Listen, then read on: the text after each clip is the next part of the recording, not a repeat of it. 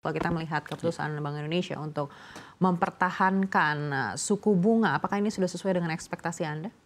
Iya, kami melihat keputusan Bank Indonesia untuk mempertahankan suku bunga di level 6,25% pada RDG pekan lalu, ini sudah sesuai dengan ekspektasi market saat ini ya. Di mana kalau melihat sasaran target inflasi masih terkendali, realisasi di 2,84 dan range-nya di 1,5 sampai 3,5% untuk tahun 2024 ini. Kemudian kita lihat juga bagaimana kinerja kredit perbankan yang masih bisa tumbuh double digit di tengah tantangan likuiditas yang saat ini memang masih dihadapi oleh perbankan. Nah, keputusan tersebut tadi sudah disampaikan Pak Peri juga memang sejalan dengan kebijakan moneter yang pro growth dan juga makro prudensial yang stability.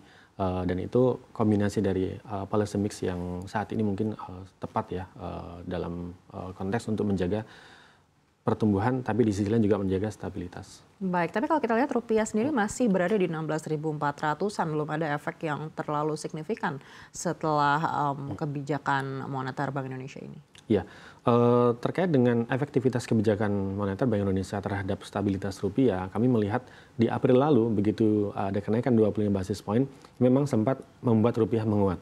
Tapi kemudian pergerakan rupiah sejauh ini memang sangat dipengaruhi oleh sentimen-sentimen eksternal, terutama bagaimana kita lihat uncertainty yang masih tinggi di pasar global, kemudian divergensi kebijakan moneter di negara maju yang membuat akhirnya memicu capital outflows dari negara berkembang termasuk Indonesia.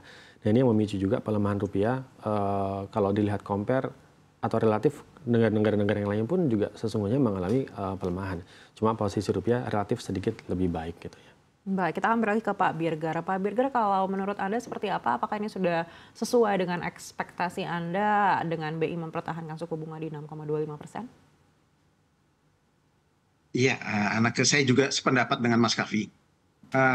Sebetulnya itu sesuai dengan ekspektasi pasar, tapi kita memang dihadapkan kepada libur yang cukup panjang. Long weekend kemarin itu yang sampai dengan 18 Juni sebelum keputusan BI rate itu sebetulnya ada event penting. Pada waktu tanggal 12 dan 13 itu kita di pasar mendapatkan berita terutama dari keluarnya angka CPI di Amerika Serikat. Pada tanggal 12 diikuti malamnya dengan keluarnya pengumuman daripada Bank Sentral Amerika Serikat. Pada pengumuman tersebut, setiap 3 bulan memang biasanya Fed mengeluarkan apa yang namanya dot plot. Kita tahu dari Desember, Maret, dan sekarang Juni, dot plot yang terakhir dikeluarkan, sebelum keluarnya pengumuman Bank Sentral Amerika Serikat tersebut, memang kita lihat marketnya cukup risk on, di mana memang dolar waktu itu tidak begitu banyak permintaan lah, kita tahu bidis. Tetapi setelah keluarnya dot plot yang dikeluarkan oleh Fed, di mana memang tahun ini hanya diperkirakan 1 kali penurunan suku bunga, dan juga di tahun yang akan datang kemungkinan hanya 3 kali, penurunan 3-4 kali penurunan suku bunga, market akhirnya berubah. Karena mereka melihat tadinya statementnya Fed yang sebelumnya, ataupun dot plot yang sebelumnya dovish, akhirnya jadi agak hawkish begitu. Jadi kita lihat memang dollar index across the board dari tanggal 13 atau hari Kamis menjelang libur kita yang panjang itu cukup kuat. Dan boleh dibilang selama liburan kita sampai dengan 18 Juni kemarin, kenaikan dolar indeks itu melebihi dari 1%. Sehingga akhirnya waktu kita masuk pada hari Rabunya, kita dihadapkan dengan pertemuan BI dihadapkan kepada suatu dilema yang cukup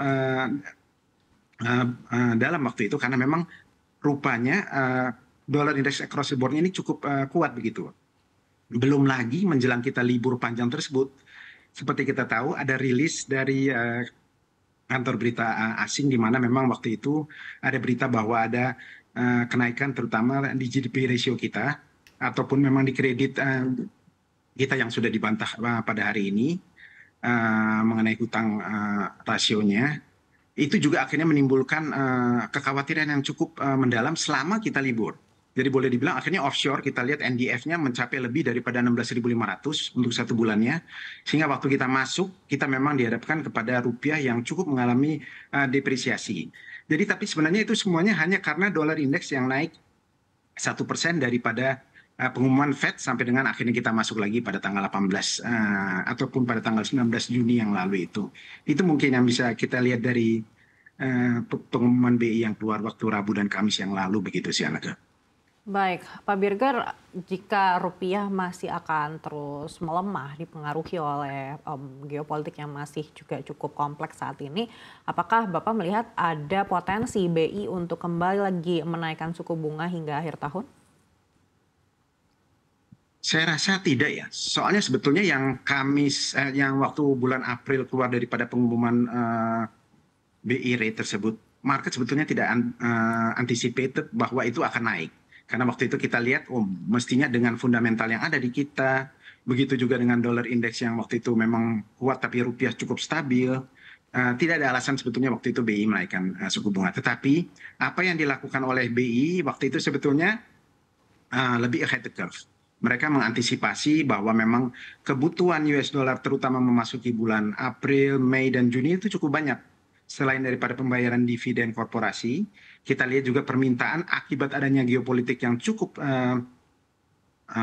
hangat, terutama di kawasan Timur Tengah.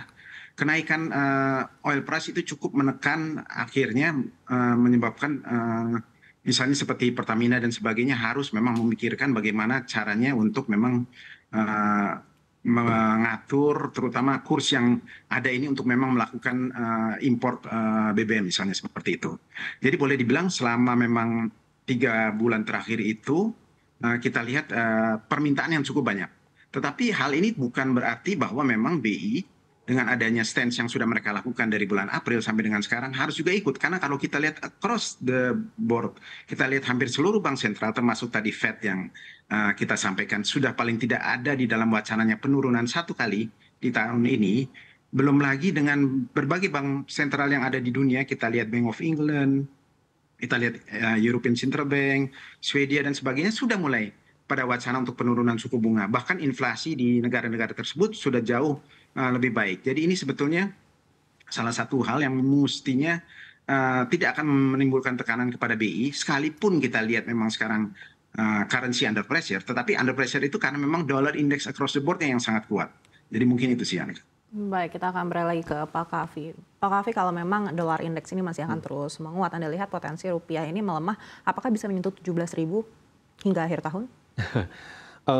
Pelemahan memang masih kami proyeksikan masih akan terus terjadi. Tadi juga disampaikan Pak Birger bahwasanya memang ada tekanan-tekanan dari luar, kemudian sentimen-sentimen dari geopolitik, divergensi kebijakan moneter yang ini nantinya menjadi faktor-faktor yang akan mendorong pelemahan rupiah lebih lanjut. Tapi kami melihat pergerakan rupiah untuk sampai dengan akhir tahun ini masih ada di kisaran 16.300-an gitu. Sehingga tidak akan jauh sampai ke 17.000.